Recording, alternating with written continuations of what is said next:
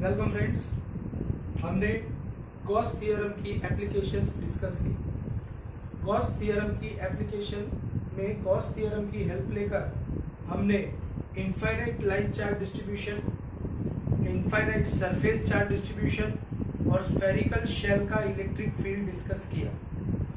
आज मैं ये पर्टिकुलर पार्ट की, ये चैप्टर की सबसे लास्ट थियरी, एक्चुअली एनसीईआरटी की बुक में ये थियरी नहीं दी है, बट इसका कंसेप्ट हमारे माइंड में होना जरूरी है। तो आज मैं डिस्कस करने जा रहा हूँ fourth application of Gauss theorem, in which we are discussing about electric field of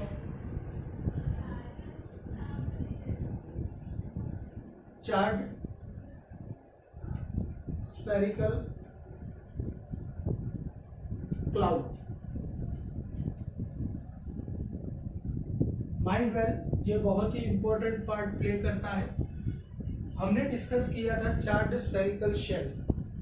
students यहाँ पर बहुत ही ये बात ध्यान से समझना, कंसीडर करो कि अगर मेरे पास कोई रिजिड स्फीयर है, mind well, it is not a shell, it is not hollow sphere, it is rigid sphere and it is made of conductor. अगर कंसीडर करो कि मेरे पास एक कंडक्टर का, कंडक्टिंग मटेरियल का बनाया हुआ एक रिजिड स्फीयर है। अगर कंडक्टिंग मटेरियल का बनाया हुआ रिजिड स्फीयर है, तो कंडक्टर के बनाए हुए रिजिड स्फीयर के ऊपर अगर मैं चार्जेस को डिपॉजिट करने जाऊं 3 डायमेंशनली, अंदर और बाहर सब जगह पर, तो माइंड वेल ये सारे चार्जेस उसकी सरफेस पर चले जाते हैं। और अगर सारे चार्जेस सरफेस पर चले जाएंगे तो ऐसे केस में हम सरफेस चार्ज डेंसिटी डिफाइन कर सकते हैं, वॉल्यूमेट्रिक चार्ज डेंसिटी डिफाइन नहीं कर सकते। अगर ये सरफेस पर चले गए तो अल्टीमेटली फिर से ये एक बार सरफेस चार्ज डेंसिटी मतलब अल्टीमेटली स्फेरिकल शेल वाला केस बन जाता है। अगर ये स्फेरिकल शेल वाला केस बन जाता है तो यहाँ पर हम अलग से डिस्कशन करेंगे। मेरी बात यहाँ पर ध्यान से समझना, कहने का मतलब इतना ही है कि स्फेरिकल चार्ज क्लाउड का केस डिस्कस करने के लिए मैं यहाँ पर कंडक्टिंग मटेरियल के स्फीयर की जगह पर नॉन कंडक्टिंग मटेरियल का बनाया हुआ एक स्फीयर इमेजिन करता हूँ, और नॉन कंडक्टर्स के ऊपर ये नॉन कंडक्टिंग मटेरियल का बनाया हुआ स्फीयर है। ये नॉन कंडक्टिंग मटेरियल एयर भी हो सकता है, ये नॉन कंडक्टिंग मटेरियल प्लास्टिक भी हो सकता है, कोई भी नॉन कंडक्टिंग मटेरियल का बनाया हुआ ये एक स्फीयर है जिसके ऊपर हमने 3 डायमेंशनली चार्जेस को डिस्ट्रीब्यूट किया है। अंदर भी चार्ज डिपॉजिटेड है, बाहर भी चार्ज डिपॉजिटेड है, यहाँ पर सब जगह पर चार्ज डिस्ट्रीब्यूट किया गया है। अगर सब जगह पर यूनिफॉर्मली चार्ज डिस्ट्रीब्यूट किया गया है तो ये केस के लिए compulsory volume charge density define होगी। तो यहाँ पर वॉल्यूम चार्ज डेंसिटी का बेसिक इक्वेशन क्या होगा?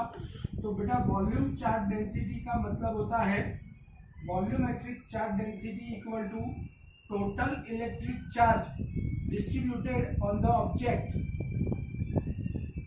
Total electric charge distributed divided by its volume. अगर मैंने इसके ऊपर capital Q amount of charges को डिस्ट्रीब्यूट किया है तो, और इसका रेडियस कंसीडर करो कि कैपिटल R है, अगर इसका रेडियस कैपिटल R है तो यहाँ पर volume charge density rho equal to total electric charge Q upon volume मतलब 4/3 पाई कैपिटल R क्यूब। तो ultimately rho is equal to 3Q upon 4 pi R cube होगा। This is the basic equation related to volume charge density. Now I would like to discuss electric field of this particular charged spherical charged sphere or charged spherical cloud inside and outside at both the points. अगर मुझे अंदर वाले point पर discuss करना है, अगर मुझे अंदर वाले पॉइंट पर डिस्कस करना है, यहाँ पर ये गॉस थ्योरम की एप्लीकेशन है, हम यहाँ पर गॉस थ्योरम अप्लाई करने वाले हैं। अगर गॉस थ्योरम अप्लाई करना है तो गॉस थ्योरम अप्लाई करने के लिए सबसे पहले तो इनसाइड द स्फीयर डिस्कस करना है और गॉस थ्योरम भी अप्लाई करना है। गॉस थ्योरम अप्लाई करने के लिए हमको चार्जेस को एनक्लोज करता हुआ कोई ना कोई गॉसियन सरफेस इमेजिन करना पड़ता है। अगर मैं यहाँ पर गॉसियन सरफेस इमेजिन करता हूँ, गॉसियन सरफेस हमारी कन्वीनियंसी के लिए हम कहीं पर भी जैसे हमको इच्छा हो इस तरीके से हम ड्रॉ कर सकते हैं। यहाँ पर मैंने कंसीडर करो कि स्मॉल आर रेडियस वाला स्फेरिकल गॉसियन सरफेस ड्रॉ किया है। Mind well inside the sphere discuss करना है, इसलिए मैंने small R is less than capital R, मतलब जिसका रेडियस ओरिजिनल स्फीयर के रेडियस से छोटा है, ऐसा मैंने स्मॉल आर रेडियस वाला गॉसियन सरफेस इमेजिन किया है। तो here we can say that consider a Gaussian surface, consider a Gaussian surface having radius small r, where small r is less than capital R। तो यहाँ पर small r is less than capital R radius वाला मैंने Gaussian surface imagine किया है। If volume charge density, if volume charge density, uniform volume charge density is rho, then total electric charge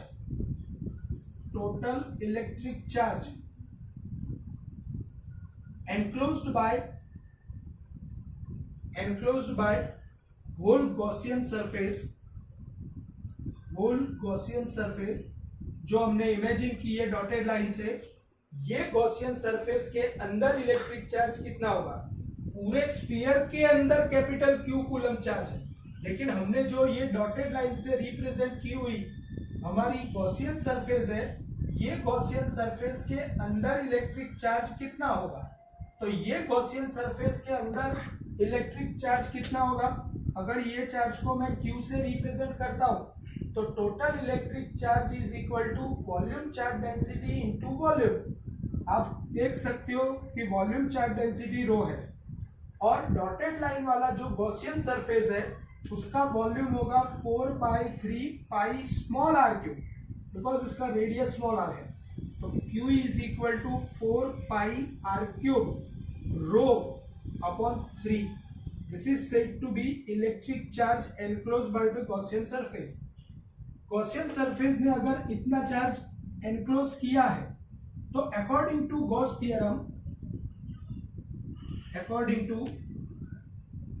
theorem you all very well know that if Q amount of electric charge is enclosed by Gaussian surface, then electric flux associated with can be given as the formula phi equal to Q upon epsilon naught.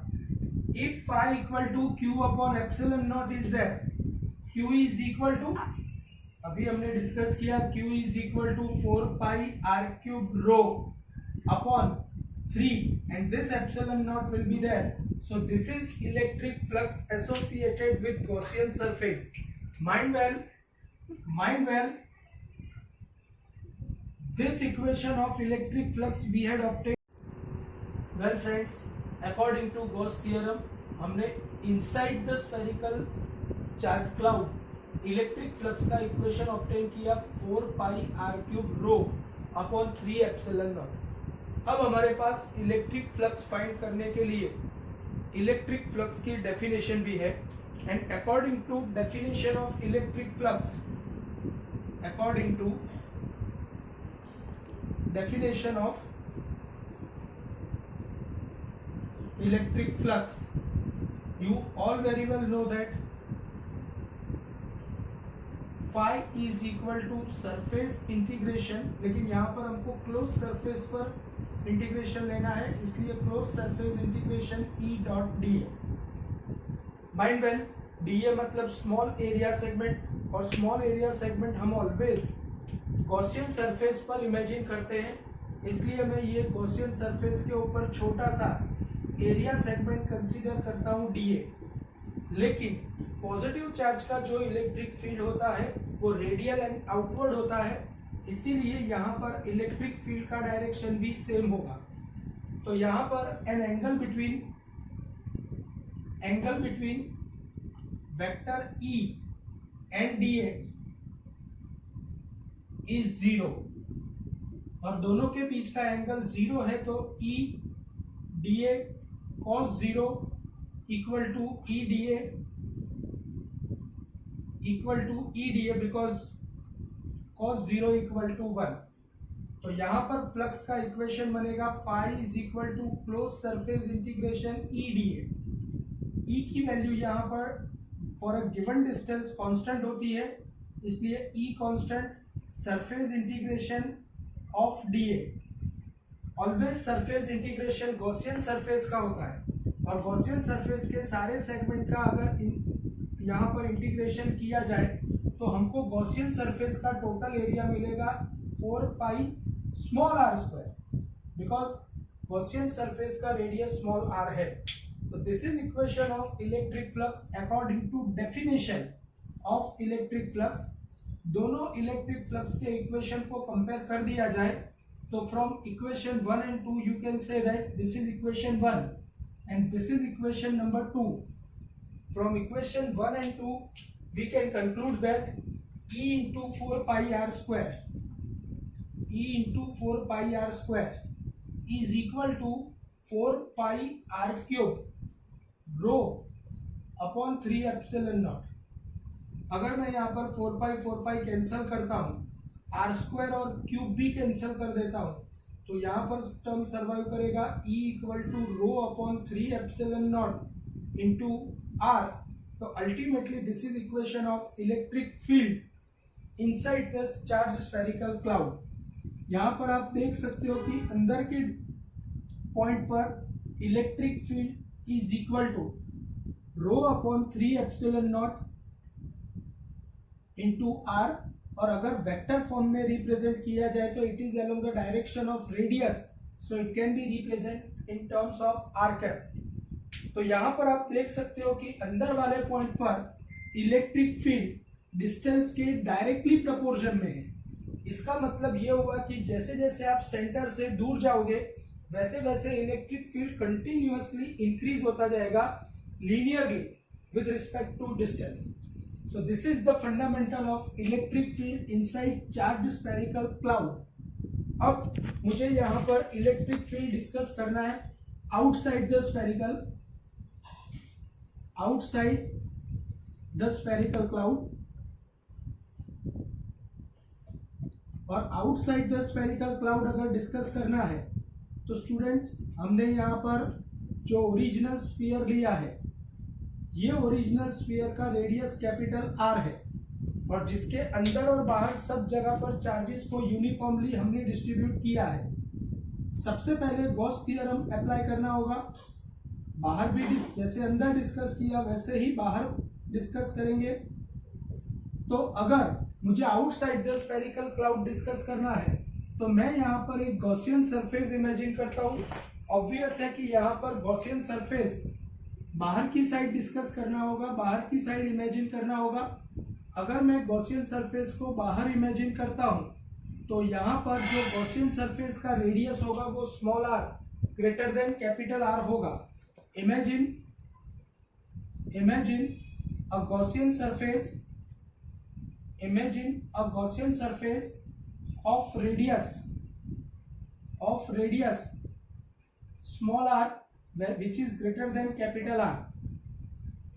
यहां पर Gauss theorem apply करने के लिए हमको सबसे पहले तो Gaussian surface के अंदर एनक्लोज होने वाला टोटल इलेक्ट्रिक चार्ज कंसीडर करना पड़ेगा।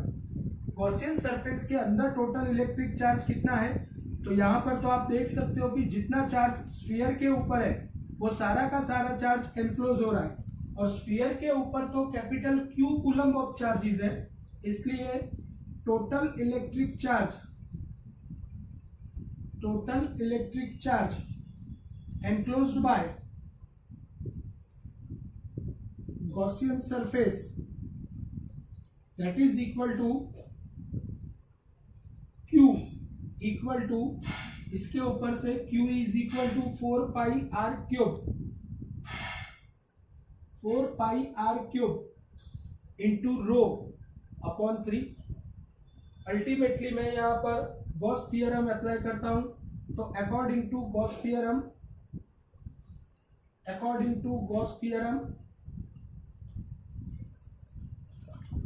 phi is equal to total charge enclosed by the surface upon epsilon naught, which is equal to 4 pi capital R cube rho upon 3 total charge, and epsilon naught is still there.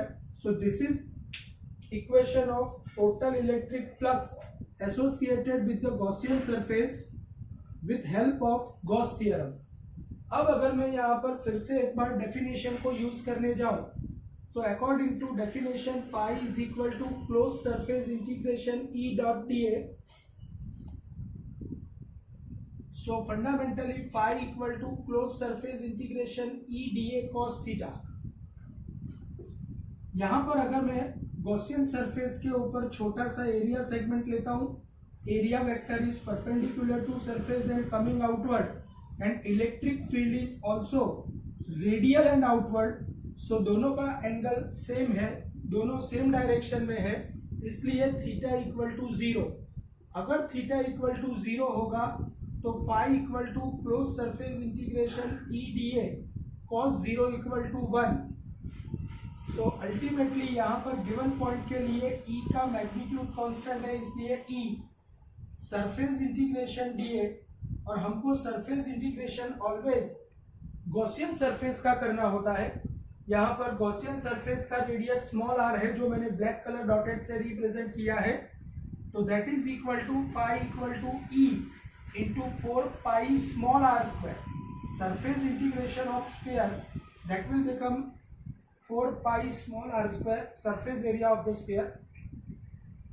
सो ये equation 1 है, ये equation 2 है. अगर मैं equation 1 और 2 को compare कर देता हूं तो ultimately we will obtain E into 4 pi r square is equal to 4 pi r cube rho, 4 pi r cube rho by 3 epsilon naught. अगर यहाँ पर 4 पाई कैंसिल कर दिया जाए तो electric field E equal to rho upon 3 epsilon naught R cube upon R square, और ये भी रेडियस की डायरेक्शन में है, इसलिए it should be R cap.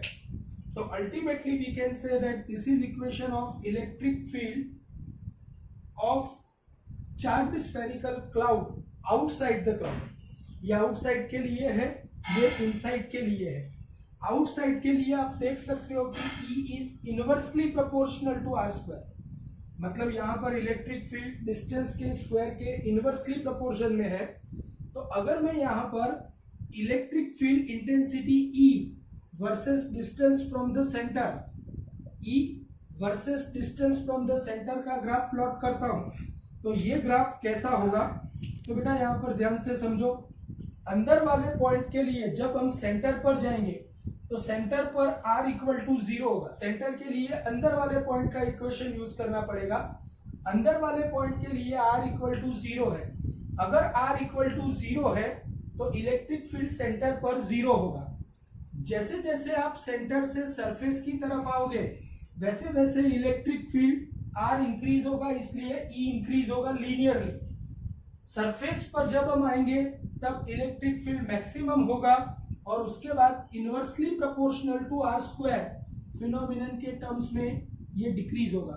तो यहाँ पर E is inversely proportional to r square and यहाँ पर E is proportional to R. Surface पर इलेक्ट्रिक फील्ड मैक्सिमम होता है which is said to be E maximum, जिसकी वैल्यू होती है KQ अपॉन R स्क्वायर. या तो फिर आप small r is equal to capital R भी लिख सकते हो.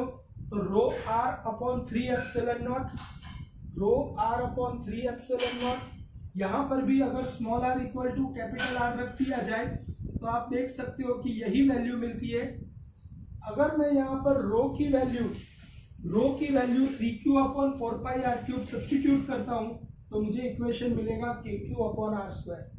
सो फंडामेंटली सेंटर पर स्फेरिकल चार्ज क्लाउड के केस में सेंटर पर इलेक्ट्रिक फील्ड 0 होता है, सरफेस पर मैक्सिमम होता है KQ अपॉन R स्क्वायर, और बाहर वाले पॉइंट के लिए it is inversely proportional to distance का स्क्वायर, और धीरे धीरे ये इनफाइनाइट डिस्टेंस तक डिक्रीज होता जाता है. पॉज के बंद। स्टॉप।